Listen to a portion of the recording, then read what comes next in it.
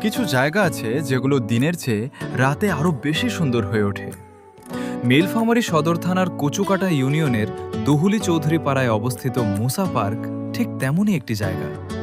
সূর্য ডুবে যাওয়ার পর ধীরে ধীরে যখন চারপাশে আলো জ্বলে ওঠে, তখন পুরো পার্ক যেন এক স্বপ্নের রাজ্যে রূপ নেয়। রঙিন আলোর ঝলকানি, নীরব পরিবেশ আর শীতল বাতাস সব মিলিয়ে তৈরি হয় এক অন্যরকম অনুভূতি।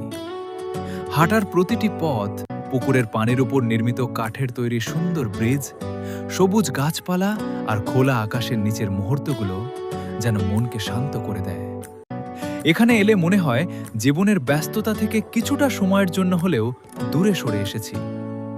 যদি আপনি প্রকৃতি ভালোবাসেন, যদি শান্ত পরিবেশে কিছু সুন্দর সময় কাটাতে চান, তাহলে মুসা পার্ক আপনার জন্য হতে পারে দারুণ একটি গন্তব্য। আমাদের এই ভ্রমণ যদি আপনার ভালো লেগে থাকে, তাহলে ভিডিওটি লাইক করুন, আপনার মতামত কমেন্টে জানান এবং এমন আরও সুন্দর ভ্রমণের গল্প দেখতে আমাদের চ্যানেলটি সাবস্ক্রাইব করুন। দেখা হবে পরবর্তী ভ্রমণে। সবাই ভালো থাকবেন। আল্লাহ হাফেজ।